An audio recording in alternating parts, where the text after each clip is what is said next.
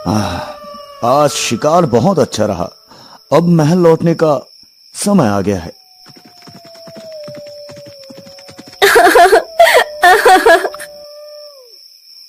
ये आवाज कहां से आ रही है? चलो देखते हैं।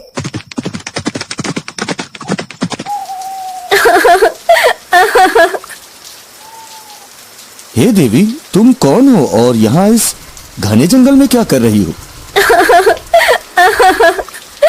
महाराज, मेरे पति ने मुझे यहाँ छोड़ दिया है। अब मैं क्या करूं? कहाँ जाऊं? कुछ समझ नहीं आ रहा। राजा ने देखा कि औरत बहुत खूबसूरत है। उसकी सुंदरता से मोहित होकर राजा ने उसे सहारा देने का निर्णय लिया। अगर तुम चाहो तो मुझसे शादी कर सकती हो और मेरे महल में मेरे साथ रह सकती हो। ठीक है महाराज, मुझे आपकी शरण स्वीकार है। औरत राजा की बात मानकर उनके साथ महल में चली गई।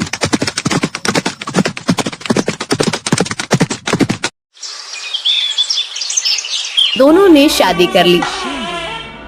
राजा वीरेंद्र की पहली पत्नी रानी सौम्या ने न चाहते हुए भरी मन से दोनों का महल में स्वागत किया। रानी सौम्या के 2 पुत्र थे, राजकुमार आदित्य और राजकुमार धीरेन। वो दोनों बड़े ही चंचल थे, परंतु छोटी रानी सुष्मिता के महल में आने के बाद से दोनों चुप से रहने लगे। हमें कुछ ठीक नहीं लग रहा। कुछ दिनों से राजकुमार आदित्य और राजकुमार धीरेन कुछ चुप से रहने लगे हैं। अरे बड़ी महारानी, आप व्यर्थ में चिंतित हो रही हैं। राजकुमार ठीक हो जाएंगे। हम वैद्यराज जी को अभी संदेश भिजवाते हैं। जी महाराज, आप कह रहे हैं तो हम मान लेते हैं। राजवैद्य दोनों राजकुमारों का इलाज शुरू करते हैं, पर दोनों की प्रकृति में कोई सुधार नहीं होता। ऐसे ही दिन बीतते जा रहे थे। कुछ दिनों बाद राजा भी बीमार पड़ने लगे। दिन पर दिन उनकी तबीयत बिगड़ती जा रही थी। महाराज, हमने हर संभव इलाज किया, लेकिन आपकी तबीयत में कोई सुधार नहीं हो रहा है। ये आखिर मुझे क्या हो रहा है? जब कोई सुधार नहीं हुआ तो राजा ने मशहूर वैद्य महर्षि चरक जी से मिलने का निर्णय लिया।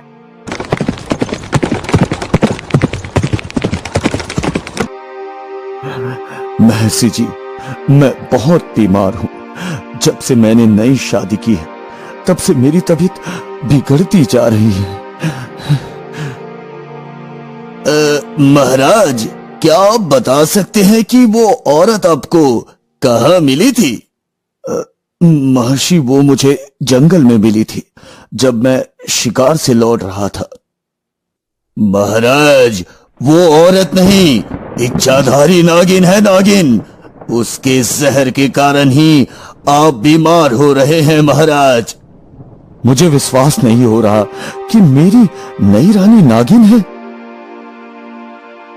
आप एक काम करें, महल जाकर हर जगह से पीने का पानी हटा दे और कुएं को ढक दे। फिर आधी रात को उसे कहें कि आपको बहुत प्यास लगी है और पानी चाहिए। देखना वो पानी कहां से लाती है। राजा ने वैद्य महर्षि चरक जी की सलाह मानी और महल में सभी पानी के बर्तन खाली करवा दिए और कुएं को ढकवा दिया।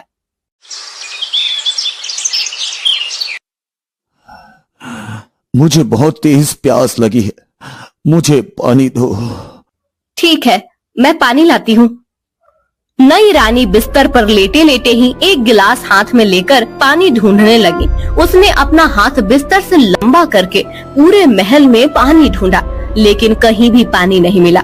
फिर उसने अपना हाथ कुएं की तरफ बढ़ाया, लेकिन वहाँ भी पानी नहीं मिला। अंत में उसने अपना हाथ बहुत दूर नदी की तरफ बढ़ाया और वहाँ से पानी लेकर राजा को दे दिया। हाँ? ये औरत तो सचमुच नागिन है। बिस्तर से उठे बिना नदी से पानी ले आई।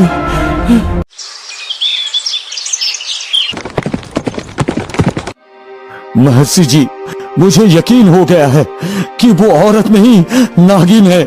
मुझे उससे बचाइए महर्षि जी, मुझे उससे बचाइए। महाराज, आज आप अपनी पहली पत्नी रानी सौम्या से कहे कि चलो समुद्र देखने चलते हैं। जब आप ऐसा कहेंगे तो नई रानी भी साथ चलने का जिद करेगी, फिर आप उसे भी साथ लीजिए। आगे का काम मैं देख लूंगा। राजा ने महर्षि चरक जी की बात मानी और महल लौटकर अपनी पहली रानी सौम्या से कहा, रानी सौम्या, चलो समुद्र देखने चलते हैं। मुझे भी समुद्र देखना है। हाँ ठीक है भाई, तुम भी चलो। अगले दिन सब समुद्र के पास पहुँचे। महर्षि चरक जी भी साथ में आए। सब लोग नाव में सवार होकर समुद्र में घूमने लगे।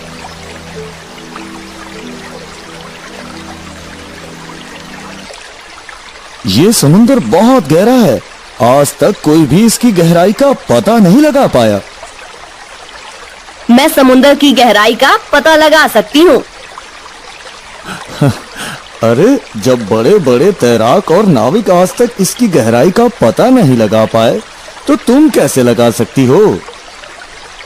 ठीक है, मैं समुद्र में कूदने जा रही हूँ। जब मैं तल तक पहुँच जाऊंगी तो अपना हाथ हिलाऊंगी, तब आप लोग समझ जाना कि समुद्र कितना गहरा है। अच्छा ठीक है, करके दिखाओ। नई रानी समुद्र में कूद गई। उसके कूदते ही महर्षि चरक जी ने नाव को तट की तरफ भगाने का आदेश दिया। महाराज, जल्दी से नाव को तट की तरफ ले चलिए, जल्दी करिए महाराज। और एक किस्म की दवा पानी में फेंकने लगे।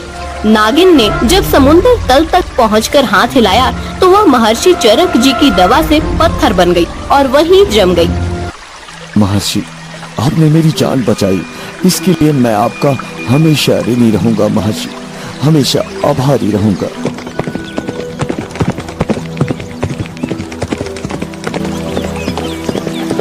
राज्य में दोनों राजकुमारों की प्रकृति भी ठीक हो गई और राजा भी स्वस्थ हो गए। राजा ने महर्षि चरक जी को ढेर सारा इनाम दिया और अपनी पहली रानी सौम्या और दोनों राजकुमारों के साथ खुशी खुशी रहने लगे।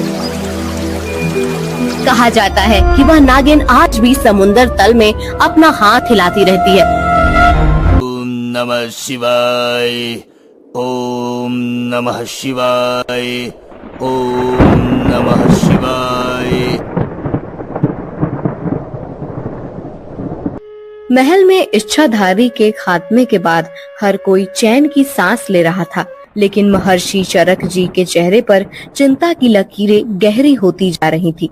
उनके मन में किसी अनहोनी का संकेत हो रहा था।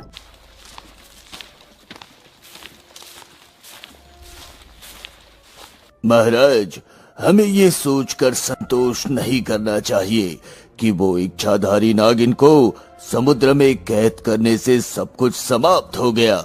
उसकी आत्मा इतनी सरलता से मिट नहीं सकती महाराज। क्या महर्षि, आप क्या कहना चाहते हैं कि वो नागिन अभी भी हमारे बीच हो सकती है? हाँ महाराज, मैंने ध्यान लगाया था और मुझे आभास हुआ है कि उसकी शक्ति अभी भी इस भूमि पर विद्यमान है। ओम नागिनाय स्वाहा, ओम नागिनाय स्वाहा, ओम नागिनाय स्वाहा, ओम नागिनाय स्वाहा। दूसरी ओर समुद्र के गहरे तल में जहां नागिन की आत्मा को महर्षि ने एक पत्थर में कैद कर दिया था, वहां एक दुष्ट तांत्रिक ने अपनी साधना शुरू की थी। उसका लक्ष्य था नागिन की शक्तिशाली आत्मा को मुक्त कर उसके माध्यम से अपनी शक्ति बढ़ाना। ओम नागिनाय स्वाहा, ओम नागिनाय स्वाहा। तेरी शक्ति को मैं बुलाता हूँ। ओ नागिन, इस संसार में वापस आ, वापस आ। समुद्र की लहरें बढ़ने लगी पानी में से एक तीव्र नीली रोशनी उभरने लगी। वह पत्थर जिसमें नागिन की आत्मा बंद थी धीरे धीरे फूटने लगा।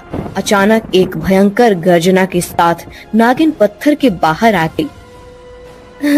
मैं मुक्त हो गई। इस संसार ने मुझसे जो लिया अब मैं उसे वापस लूंगी।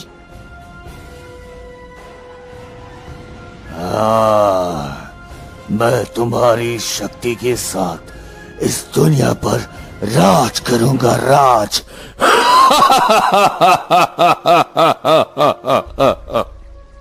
तांत्रिक की योजना थी कि वह नागिन की शक्ति का उपयोग कर पूरे राज्य को अपने नियंत्रण में ले।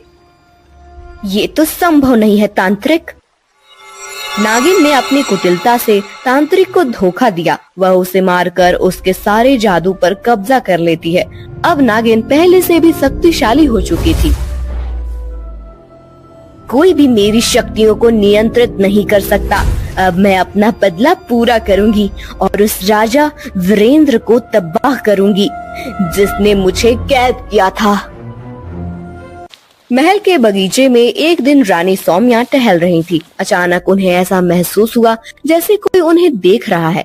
एक अनजानी घबराहट उनके दिल में घर करने लगी। ये हवा इतनी तेज क्यों हो गई? कोई यहाँ है क्या? अचानक एक अदृश्य शक्ति रानी सौम्या पर हमला करती है। उनके गले पर एक ठंडी नागिन जैसी छाया महसूस होती है। वे घबराकर पीछे हटती हैं, लेकिन वह छाया धीरे धीरे गायब हो जाती है। सौम्या समझ जाती है कि यह कोई सामान्य घटना नहीं थी। एक रात जब पूरा महल गहरी नींद में था, नागिन ने अपना रूप धारण कर लिया। वह एक सर्पनी के रूप में राजकुमारों के कक्ष में प्रवेश करती है। अब मैं अपना बदला पूरा करूंगी। राजा वीरेंद्र के प्रिय पुत्र अब मेरी कैदी होंगे।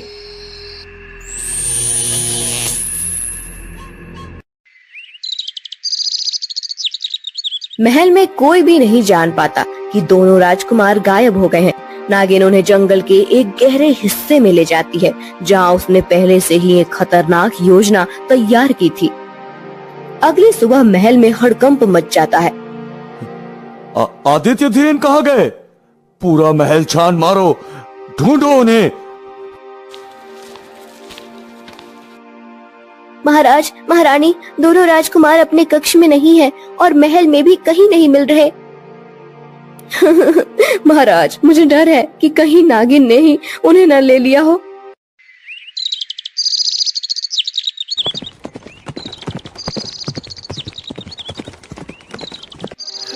महाराज, हमें उनकी तुरंत खोज शुरू करनी चाहिए।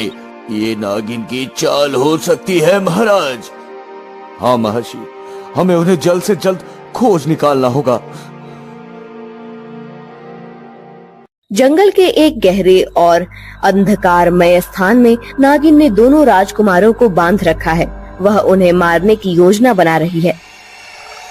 हमें छोड़ दो, हमने तुम्हारा क्या बिगाड़ा है? तुम्हारे पिता ने मुझे धोखा दिया, अब तुम दोनों उसकी सजा भुगतोगे। अरे नागिन, हमारे पिताजी को ये बात पता चली कि तुमने हमें कैद किया है तो वो तुम्हारा क्या हश्र करेंगे, पता है ना तुम्हें? हाँ। बच्चे, मुझे डराना बंद करो। तुम मेरे बदले का साधन हो और अब तुम्हारे पिता को अपने पापों का फल मिलेगा। महर्षि चरक जी राजा वीरेंद्र के साथ अपनी दिव्य शक्तियों और मंत्रों का सहारा लेकर जंगल के उस गुप्त स्थान तक पहुंच जाते हैं।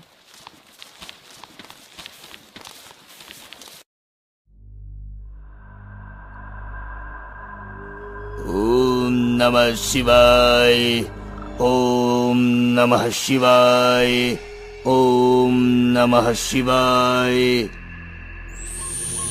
हे देवों के देव महादेव, इस दुष्ट आत्मा को बांधो। नहीं, यह नहीं हो सकता। तुझे मेरे बच्चों से दूर रहना चाहिए था नागिन। अब तुझे अपने कर्मों का फल जरूर मिलेगा, जरूर मिलेगा तुझे अपने कर्मों का फल। नागिन अपने अंतिम प्रयास में महर्षि और राजा को मारने की कोशिश करती है, लेकिन महर्षि की दिव्य शक्ति के आगे उसकी एक नहीं चलती। मैं तुम्हें छोड़ूंगी नहीं, तुम सभी को मेरी तरफ भुगतना पड़ेगा।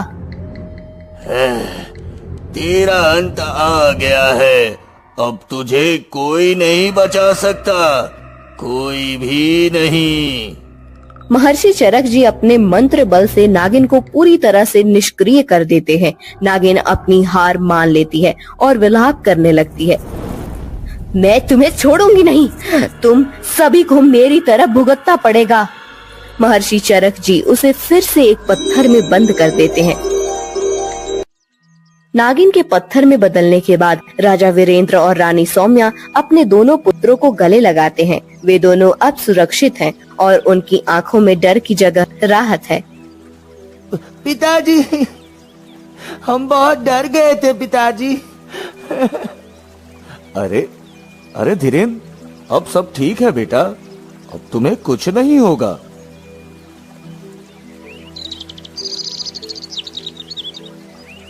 ओम नमः शिवाय, ओम नमः शिवाय, ओम नमः शिवाय।